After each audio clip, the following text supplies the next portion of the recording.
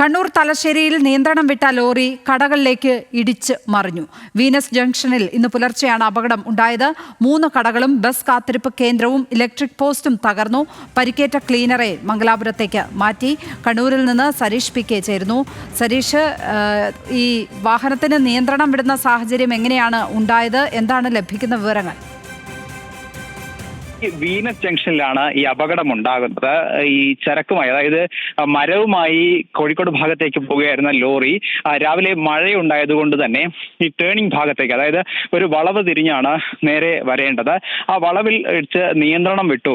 ഇതാണ് അപകടത്തിന് കാരണം എന്നുള്ളതാണ് നിലവിൽ നമുക്ക് ലഭിക്കുന്ന വിവരം. അവിടെ വളവിൽ വെച്ച് നിയന്ത്രണം വിടുകയും തൊട്ടടുത്തുണ്ടായിരുന്ന 3 കടകൾക്ക് മുകളിലേക്ക് പതിക്കുകയും അങ്ങനെ 3 കടകളും ഒരു ബസ് വെയിറ്റിംഗ് ഷെൽട്ടറും തകരുകയും ചെയ്യുന്നൊരു സാഹചര്യം ഉണ്ടായിരുന്നു.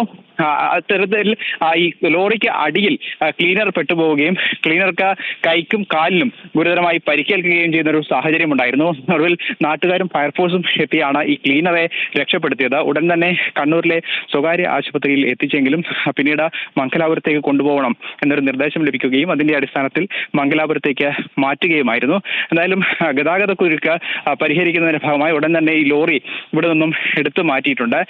ഈ മഴക്കാലത്ത് കൂടുതലായി ഈ മേഖലയിൽ അപകടം ഉണ്ടാകുന്നത്, ഒന്ന് ഈ മഴയിൽ നിയന്ത്രണം വിടുന്നതും, മറ്റൊന്ന് ഈ ഭാഗത്ത് മറ്റ് ഭാഗങ്ങളിൽ വീതി ഉണ്ടെങ്കിലും ഈ വീനസ് ജംഗ്ഷൻ ഭാഗത്ത് എത്തുമ്പോൾ ഈ റോഡ് വീതി കുറയുന്നതും അപകടത്തിന് ഇടയാക്കുന്നതായും ആരോപണമുണ്ട്.